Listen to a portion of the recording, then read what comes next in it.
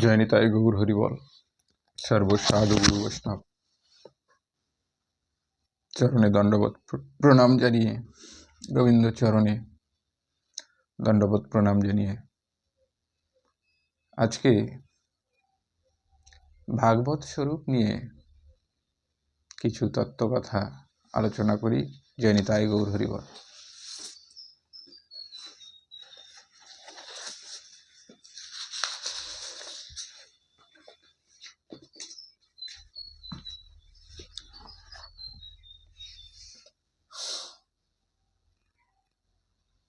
শাস্ত্রে বলছে, মুক্তি বাঞ্ছা যদি করো, মুক্তি বাঞ্ছা যদি করো, করো শ্রী হরির আশ্রয়। ইহা ছাড়া অন্য পথ, ইহা ছাড়া অন্য পথ নাহি কো সংশয়। নিশ্চয়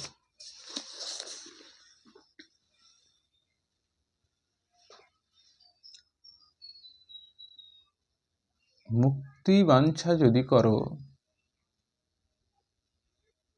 করো শ্রীহরির আশ্রয়। ইহা ছাড়া অন্য পথ নাহি কো নিশ্চয়। তাই ভাগবত স্বরূপ, ভাগবত কি জিনিস, এটা আমাদের জানা দরকার। সকলেই আমরা ভাগবত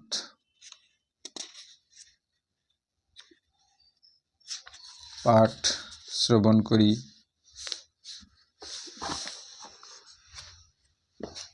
ভাগবত পাঠে যাব বলি, ভাগবত শ্রবণ করা ভালো বলি। তাই ভাগবত স্বরূপ কি সেটা কিন্তু জানা দরকার। আসুন জেনে নিই ব্রহ্মবৈবর্ত পুরাণ থেকে ব্রহ্মখণ্ড ৩০ অধ্যায়ে ভাগবত স্বরূপ কথা। জয়নিতাই গৌর হরিবল। নারদের সম্বোধিয়া মধুর বচনে কহিলেন নারায়ণ আনন্দিত মনে। নারদকে সম্বোধন করে নারায়ণ আনন্দিত হয়ে বলছেন, কি বলছেন? শোনো শোনো দেবঋষি ব্রহ্মার কুমার, গণপতি বিষ্ণুপদে উমাপতি আর মনুমুনি আদিলক্ষ্মী দুর্গা সরস্বতী, ধ্যায়ী সবে ভগবানে জগতের পতি। জগৎপতি শ্রী গোবিন্দ আমার, এই জগৎপতিকে মনু মুনি লক্ষ্মী দুর্গা সরস্বতী সবাই কিন্তু ধ্যান করে থাকে। সর্বদেবতা গোবিন্দকে কিন্তু ধ্যান করে থাকে। সংসার সাগর বাড়ি করিয়া লঙ্ঘন, হরির দাসত্ব চাহে যেই ভক্তজন। হরি বল হরি বল। সংসারের এই সংসারের সাগর বাড়ি, সাগর উত্তীর্ণ করে, সংসারের মায়াজাল উত্তীর্ণ করে যে ভক্ত হরির দাসত্ব চায়, যে হে হরি আমি তোমার দাস, তোমার দাস হয়ে যেন আমি থাকতে পারি প্রভু, এরকম চিন্তা ভাবনা যেসব ভক্ত করতে পারে, অন্য বাঞ্ছা নাহি থাকে তাদের অন্তরে, হরির চরণ পদ্ম সদা ধ্যান করি। যাদের অন্য কোনো বাঞ্ছাই থাকে না, সবসময় শ্রীহরির ধ্যান, শ্রীহরির চরণ পদ্ম ধ্যান করে থাকে, শোক দুঃখে মুহ্যমান রহে যেই জন, শ্রীহরির পাদপদ্ম পূজে সর্বক্ষণ। মনটাকে শ্রী ভাগবত করার নিয়ম জেনে নিন। ভিডিওটা স্কিপ করে চলে যেও না, অনেক কিছুই শিখতে পারবে না, জানতে পারবে না। মনটাকে ভাগবত করার পদ্ধতিটা জেনে নিন, কিভাবে মনকে ভাগবত করা যায়। দেখুন, সংসার সাগর বাড়ি করি আলঙ্ঘন, হরির দাসত্ব চাহে যে ভক্তগণ। প্রথম ধাপ হচ্ছে সংসার বাড়ি লঙ্ঘন করিয়া হরির দাসত্ব মনটাকে তৈরি করে নেওয়া। দ্বিতীয় ধাপ হচ্ছে অন্য বাঞ্ছা নাহি করবে কেউ, অন্য কোনো বাঞ্ছা থাকবে না তার। সব সময় মনে মনে হরির ধ্যান, হরির চরণ পদ্মের ধ্যান। শোক দুঃখে মুহ্যমান রহে যে জন, শোক দুঃখে সে সমান থাকবে, মুহ্যমান থাকবে। সুখে কোনো দুঃখ শোক এলে পরে কাতর হয়ে উঠবে না। শ্রীহরির পাদপদ্ম পুজি সর্বক্ষণ। আমরা সেই শ্রীবাসের কথা মনে পড়ে গেল আমার, একটু বলি। শ্রীবাসের অঙ্গনে কীর্তন চলছিল। গোবিন্দ আমার, গৌরহরি আমার কীর্তন করছিলেন শ্রীবাসের অঙ্গনে বসে বসে। শ্রীবাসের পুত্র বিয়োগ হয়েছিল, জেনেও কিন্তু শ্রীবাস প্রভুকে জানায়নি, কেননা কীর্তন বন্ধ হয়ে যাবে, কীর্তনে বাধা আসবে। তো ভক্তের মন এইরকম হতে হয়, শোক দুঃখে মুহ্যমান রহে যেই জন, শ্রীহরির পাদ পদ্ম পুজে সর্বক্ষণ। গোবর্ধন যিনি করেছে ধারণ, তাহার তুলনা নাহি হয় কদাচন। হরি বল হরি বল। গোবর্ধন ধারণ করেছে প্রভু আমার। দন্তের সাহায্যে যিনি ধরিয়া সাধরে, করিয়াছিলেন রক্ষা ধরণী দেবীরে। এই ধরণী দেবীকে যে রক্ষা করেছেন গোবিন্দ আমার দন্তে ধারণ করে, তার লোমকূপ মাঝে সংখ্যা অগণন, বিরাজ করিছে কত ব্রহ্মাণ্ড ভুবন। হরি বল হরি বল। তার লোমকূপে কত ব্রহ্মাণ্ড ভুবন। তাহার স্বরূপ কথা কে বলিতে পারে, জগত কারণ তিনি কহিনু তোমারে। তিনি হচ্ছে জগতের কারণ, সর্বকারণ কারণম প্রভু আমার।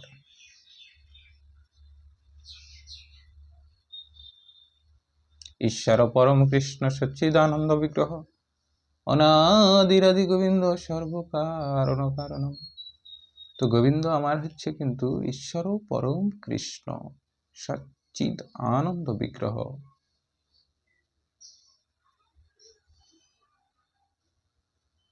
অনাদির আদি গোবিন্দ আমার সর্বকারণের কারণ। তাই বলছে জগৎ কারণ তিনি কহিনু তোমারে। দেব দেবী মুনি ঋষি যত ইতি আছে, সকলই তাহার সৃষ্টি, কিছু নহে মিছে। দেব দেবী মুনি ঋষি সকলই হচ্ছে তাহার সৃষ্টি। কে বলছে কথাগুলো? না বিষ্ণু নারায়ণ বলছে নারদকে, সবই তাহার সৃষ্টি।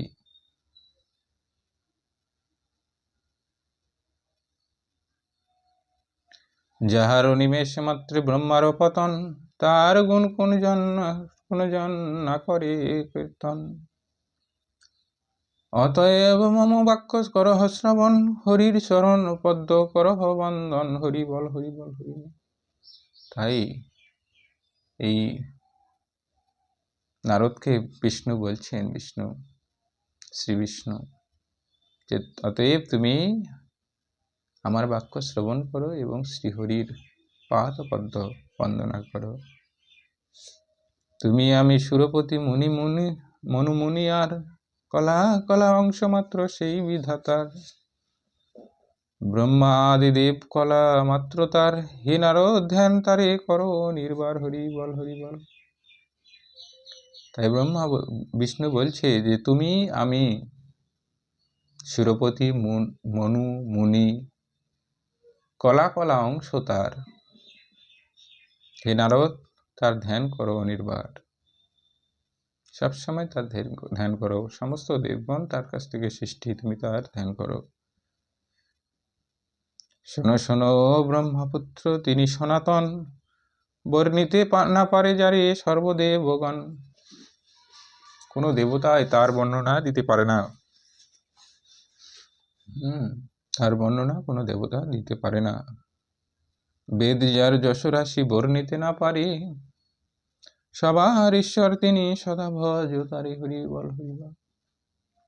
সমস্ত বেদ তাকে বর্ণনা দিতে পারে না, তুমি তাকে সদা ভজ। এই বিশ্ব সংসারে আছে যত নারীগণ, প্রকৃতির অংশ বলি করিবে গণন, হরি বল হরি বল। এই বিশ্ব সংসারে যত নারীগণ আছে তাদেরকে সব প্রকৃতির অংশ বলে জানিবে। প্রকৃতি ও ভগবানে ভেদ কিছু নাই, মায়ায় মোহিত সবে আছে সর্বদাই, হরি বল হরি বল। আর এই প্রকৃতি আর ভগবানে কোনো কিন্তু ভেদ নেই। অতএব গৃহে তুমি করহ গমন, বিবাহ করিয়া করো স্বধর্ম পালন। যেই জন শ্রীকৃষ্ণের প্রাণাপেক্ষা প্রিয়া, শ্রীরাধা তাহার নাম কীর্তিয়া দ্বিতীয়া, হরি বল হরি বল। শ্রীকৃষ্ণের প্রাণের থেকে প্রিয় হচ্ছে শ্রী রাধিকা। নারায়ণ প্রিয়ালক্ষ্মী সম্পদ রূপিণী, সঙ্গীতের অধিষ্ঠাত্রী সরস্বতী যিনি, হরি বল হরি বল।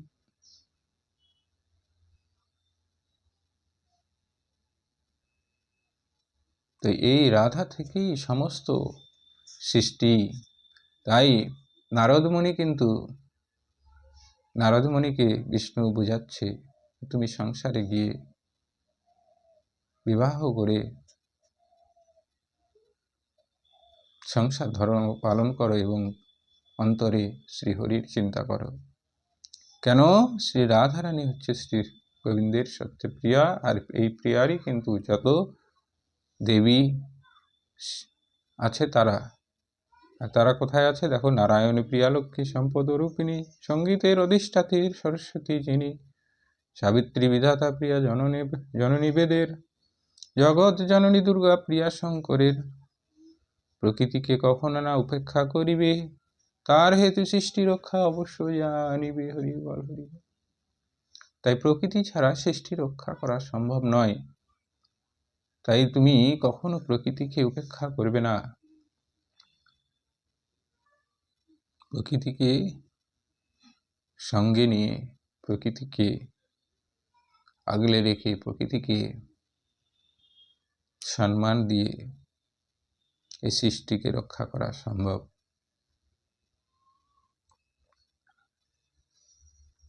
আপন মায়ার বলে প্রকৃতি সুন্দরী, বিরাজ ব্রহ্মাণ্ডে সদা নারী রূপ ধরি, হরি বল হরি বল। তো এই প্রকৃতি ব্রহ্মাণ্ডে কিন্তু নিজ রূপ ধরে নারী রূপ ধারণ করেছে নিজ মায়ার বলে। নারীর অমান্যতাই উচিত না হয়, নারীর স্বরূপ কহি শোনো মহাশয়। পঞ্চরূপ প্রকৃতি কর অবধান, বিবাহ করিয়া গৃহ কর অবস্থান। তাই এই নারদ মুনিকে বিষ্ণু বলছে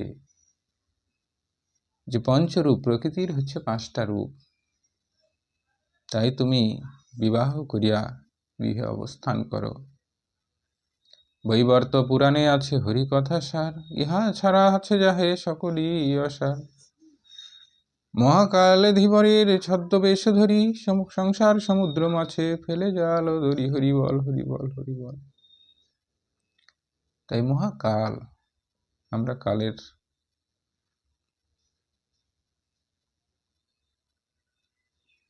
কালের মাধ্যমে ক্ষতিগ্রস্ত হই, এই মহাকালের মাধ্যমে। তাই বলছে সংসার মধ্যে মহাকাল হচ্ছে ধীবরের ছদ্মবেশ ধরে। ধীবর হচ্ছে মাছ যারা ধরে তারা, তো ধীবরের ছদ্মবেশ ধরে মহাকাল কিন্তু জাল বিছিয়ে রেখেছে, আর জীবরূপ মৎস্যকে কিন্তু ধরার জন্যে সংসার সমুদ্রের মাঝে জাল বিছিয়ে রেখেছে। জীবরূপ মৎস্যচয় জালের বন্ধনে, অবশ্য হইবে বদ্ধ দেবেরও ঘটনে, দৈবের ঘটনে। কাল পূর্ণ না হইতে মিনকুল মত, কাল পাশে ধৃত হয় সৃষ্টি জীব যত, হরি বল হরি বল। তাই এই সংসারে কালের ফলে, কালের দ্বারা কালের পাশে মহাকালের পাশে বদ্ধ হয়ে কত জীবই না সময়ের আগেই কালের জালে ধরা পড়ে চলে যেতে হচ্ছে। তাই বলছি, মুক্তিবাঞ্ছা যদি করো শ্রীহরির আশ্রয়, ইহা ছাড়া অন্য পথ নাহি কো নিশ্চয়। তাই বিষ্ণু বলছে যে মুক্তি বাঞ্ছা যদি করো, এই কালের পাশ থেকে যদি নির্যাস চাও, এই কালের বন্ধন থেকে যদি মুক্তি চাও, তাহলে শ্রীহরির পদাশ্রয় গ্রহণ করো, ইহা ছাড়া অন্য পথ নাই নিশ্চয়। ব্রহ্মখণ্ড অতিশয়ে মধুর আখ্যান, সমাপ্ত হইল তবে ওহি মতিমান হরি বল হরি বল। ব্রহ্মখণ্ডের শেষ অংশ। তাই ব্রহ্মখণ্ডের ইষ্টচিত্তে অনুবাদী শেষের অধ্যায়, হরষিত দেবসুতে মানে উপাধ্যায় হরি বল হরি বল। এটা হচ্ছে ব্রহ্মখণ্ডের শেষ অংশটুকু আজকে তোমাদের সামনে তুলে ধরলাম। বিষ্ণু এবং নারায়ণ সংবাদে বিষ্ণু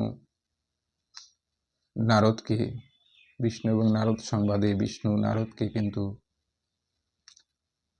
উপদেশ দিচ্ছে যে তুমি সংসার করো। কেননা নারদ মুনি সংসার করতে চায় না। সংসারে মায়ার বন্ধন, এই মায়াজাল, কামিনী কাঞ্চনের মায়াজাল, এই মায়াজালে আমি পড়তে চাই না, যার জন্য সংসার করতে চায় না। তাই বিষ্ণু প্রভুর কাছে যখন জ্ঞান গ্রহণ করছে, বিষ্ণু নারদকে বোঝাচ্ছেন যে তুমি সংসারে গিয়ে প্রকৃতির মাঝে সংসার করো এবং গোবিন্দর পদে মতি রাখো। জয় নিতাই গৌর হরি বল। আবার কালকে নতুন একটি লীলা কথা নিয়ে আপনাদের সামনে উপস্থিত হব। হরে কৃষ্ণ কৃষ্ণ কৃষ্ণ হরে হরে, হরে রাম রাম রাম হরে হরে। জয় জয় রাধেশ্যাম, জয় জয় রাধেশ্যাম, জয় জয় রাধেশ্যাম।